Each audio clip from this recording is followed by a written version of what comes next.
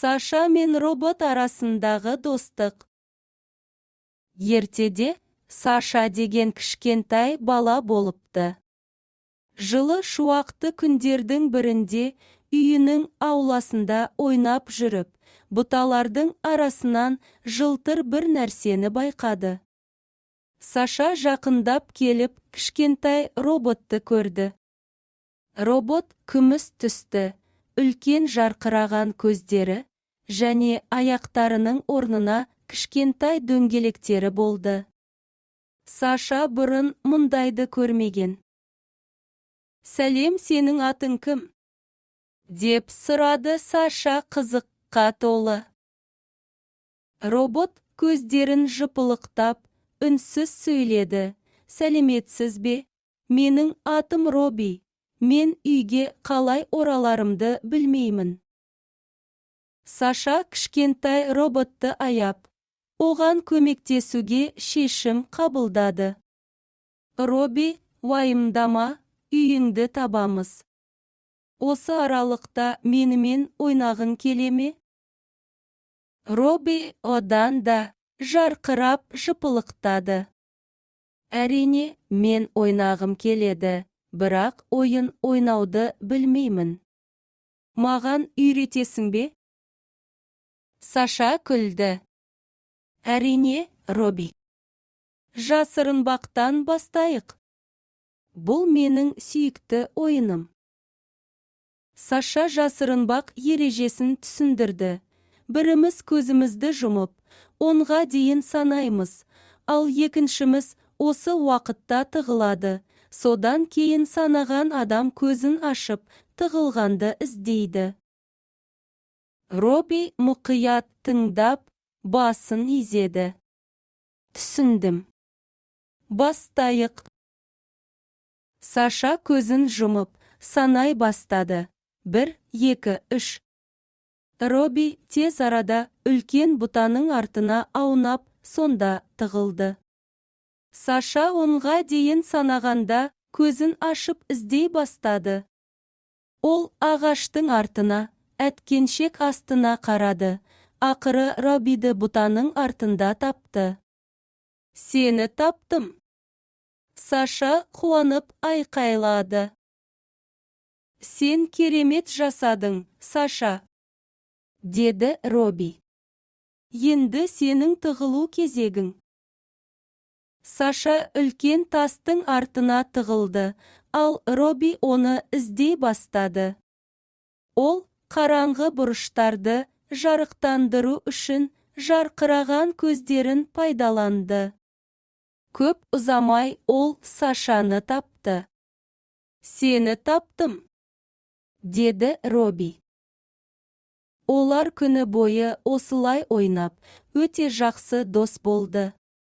Саша Роббиге тығылуды ғана емес, сонымен қатар ең жақсы жасырынатын жерлерді табуды да үйретті. Ал Робби Сашаға оны тезірек табу үшін шеберлігін қалай пайдалана алатынын көрсетті.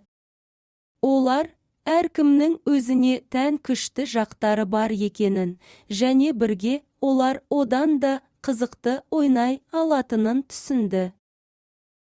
Келесі күні Саша мен Робби ойындарын жалғастыру үшін орманға баруды шешті.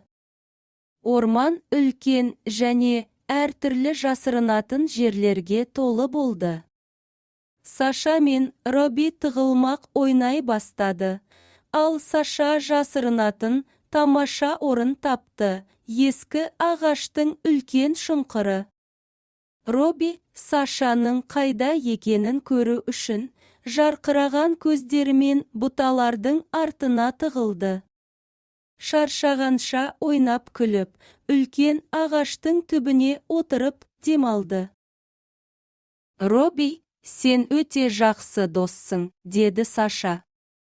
«Сіз маған үнемі көмектесіп, жаңа нәрселерді үйретесіз. Мен сізді тапқаныма қуаныштымын». «Рахмет, Саша», деп жауап берді Робби. «Мен де сені кездестіргеніме қуаныштымын». Сіз маған көптеген ойындарды үйретіп, көңіл көтеруді көрсеттіңіз. Бұрын достық деген не екенін білмедім. Саша күлді. Достық дегеніміз бір-біріне көмектесіп, әркімнің өз таланты бар екенін бағалай білу. Сізбен біз керемет ұжымбыз. Бірнеше апта өтті, және күн сайын Саша мен Робби жаңа ойындар мен шытырман оқиғаларды ойлап тапты. Олар құмнан сарайлар тұрғызды, қазыналарды іздеді, тіпті жарыстар өткізді. Робби тамаша жүгіруші болып шықты, өйткені оның доңғалақтары тез қозғалуға мүмкіндік берді. Ал Саша Роббиге блоктардан биік мұнаралар салуды және доп ойнауды үйретті. Бір күні Саша мен Робби доп ойнап жатқанда, ауладағы басқа балалар оларға жақындады. «Сәлем, Саша. Бұл сенің жаныңда кім?» деп сұрады балалардың бірі. «Бұл менің досым Робби», деп жауап берді Саша. «Ол робот, біз бірге ойнаймыз. Бізге қосылғың келе ме?» Балалар өте қызығушылық танытып, Саша мен Роббимен ойнағысы келді. Олар роботпен тез достасып, бірге ойнай бастады. Робби оларға өз өнерін көрсетіп, көңіл көтеруді үйретті. Балалар жаңа досына қуанып, күн сайын жаңа ойындар мен шытырман оқиғаларды күтті. Саша оның достарының көп болғанына қатты қуанды.